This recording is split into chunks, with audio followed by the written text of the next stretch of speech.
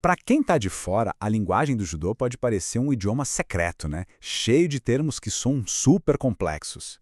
Mas e se não for bem assim? E se, na verdade, tudo isso for um código?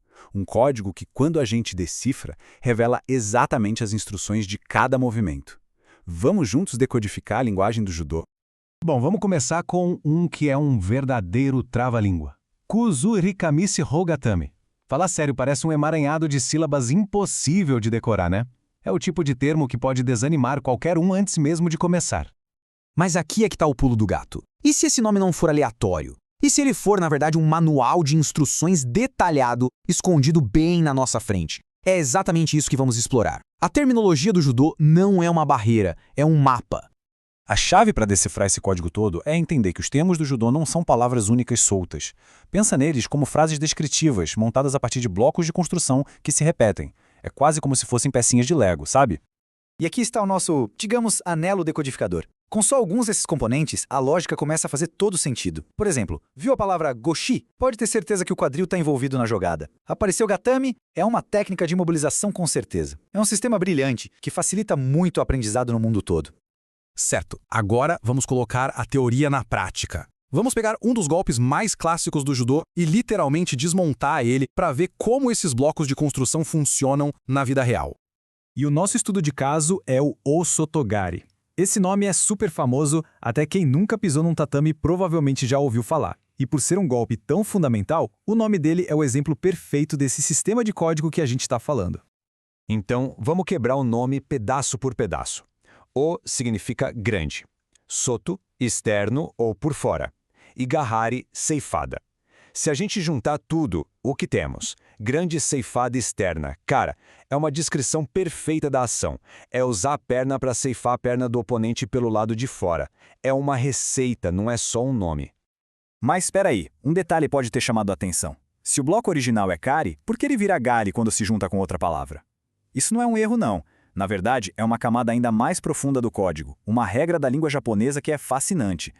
A resposta é um fenômeno chamado rendaku. Basicamente, é uma regra fonética onde alguns sons mudam para se tornarem sonoros. Tudo para facilitar a pronúncia quando duas palavras se juntam. Pensa nisso como se fosse uma espécie de lubrificante linguístico, que deixa falar muito mais fluida e natural. E o mais interessante é que essa única regra explica dezenas de nomes de técnicas. De repente, tudo faz sentido. O harai que vira barai em deashi barai. O shime que vira jime em hadaka jime. E o katame que vira gatame, o padrão está em todo lugar. Com essa nova habilidade de decodificação, todo o cenário da terminologia do judô se abre de uma forma incrível. Os padrões começam a pular na nossa frente. Olha só o bloco guruma, por exemplo, que significa roda. Uma vez que a gente identifica isso, o princípio de toda uma família de golpes fica claro. Koshiguruma, Ashiguruma, Kataguruma, todos eles envolvem uma ação de roda, uma roda, só que usando diferentes partes do corpo como eixo. Genial, né? Essa abordagem de quebrar as palavras também ajuda a gente a esclarecer umas confusões bem comuns. Por exemplo, muita gente chama o uniforme de judô de kimono, mas se a gente analisar, a diferença fica óbvia. Judô-gi é a junção de judô mais gi, que significa uniforme. Simples assim.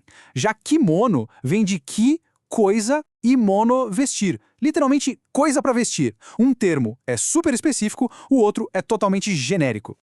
E aqui a gente chega de um ponto ainda mais profundo, porque a linguagem do judô carrega muito mais do que só instruções técnicas. Ela carrega a alma da arte. O ponto crucial é este. Entender esses termos abre uma janela para a gente enxergar a filosofia por trás dos movimentos. As palavras foram escolhidas para passar não só o como fazer, mas também o porquê de cada técnica. E esse exemplo aqui é brilhante para ilustrar isso. Vamos decompor o nome da Kodokan, a sede mundial do judô. Ko é ensinar, do é o caminho e kan é o instituto. Juntando tudo, o instituto para ensinar o caminho. O próprio nome já revela que o propósito vai muito além da luta. É sobre aprender um modo de vida. E essa é a grande sacada. Aprender a decodificar esses termos não é só ficar decorando o vocabulário, é ganhar uma compreensão muito mais profunda da mecânica, da história e da filosofia que fazem o judô ser o que ele é. Então fica aqui a reflexão. Se uma simples análise das palavras já revela tanta coisa, imagina o que mais está esperando para ser descoberto lá no tatame, na prática, com atenção e estudo contínuo. A jornada do conhecimento está só começando.